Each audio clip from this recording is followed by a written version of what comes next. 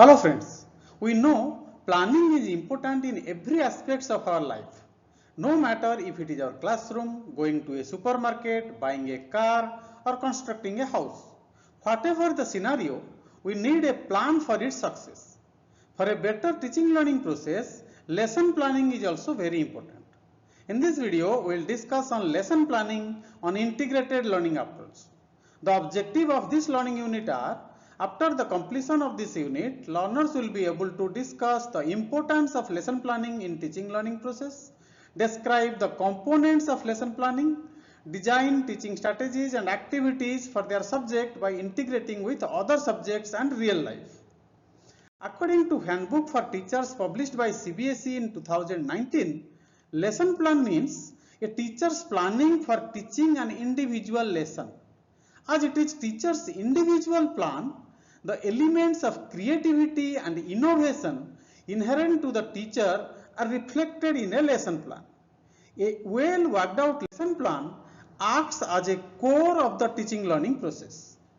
It answers all the necessary questions and provides sufficient support to the teacher so that teaching becomes smooth and easy.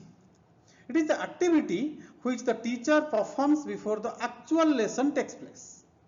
If we go to the classroom without any planning, students will struggle a lot to understand the concepts or topics being conveyed. Whereas, if the learning is a planned one, all students will definitely achieve the learning outcomes. According to CBSE, every lesson plan should have at least these 9 components: statement of teaching philosophy, learning outcomes, pedagogical strategies, group activities, experiments, hands-on learning, interdisciplinary linkages and infusion of life skills, values, gender sensitivity, etc., resources including ICT, assessment items for measuring the attainment of the learning outcome, feedback and remedial teaching plan, and inclusive practices. Let us discuss few of the components in brief. First is teaching philosophy. It is a self-reflective statement of your beliefs about teaching and learning. A teaching philosophy statement is a written description of your values, goals, and beliefs regarding both teaching and learning. A teaching philosophy statement should contain educational purpose and learning goals for students, your teaching methods, and the methods for assessing students' learning. And last, the assessment of teaching. The next component is learning outcome. Learning outcomes are declarations that portray significant and essential learning that has been achieved by learners and that can be reliably demonstrated at the end of the learning.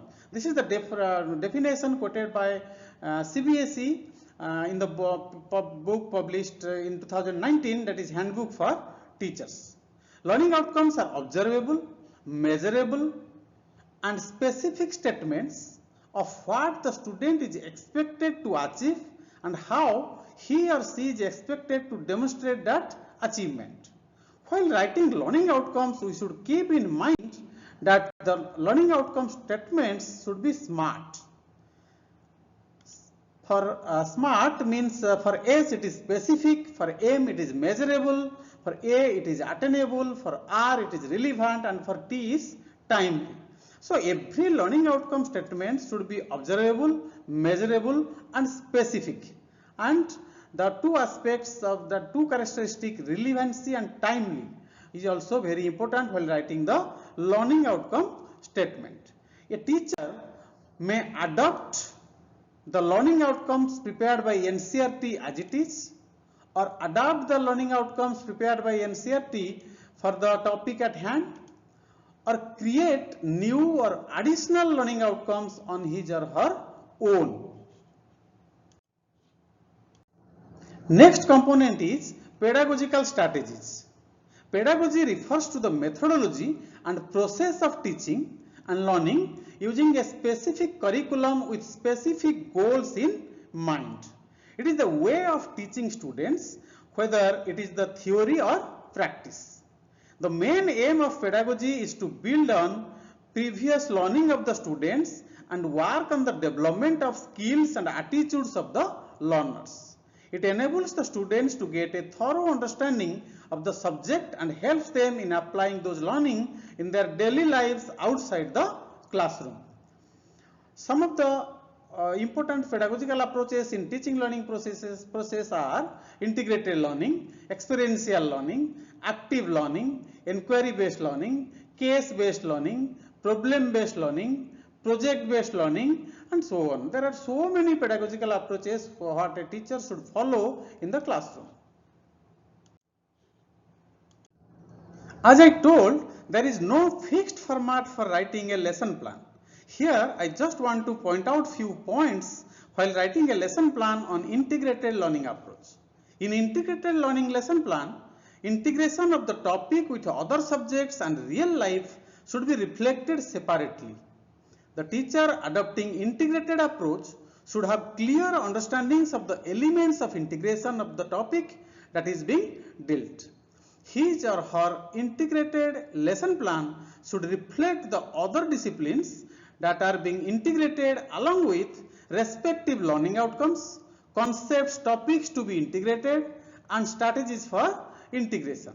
It should also be mentioned in clear terms about how the assessment of learning outcomes in different areas will be carried out.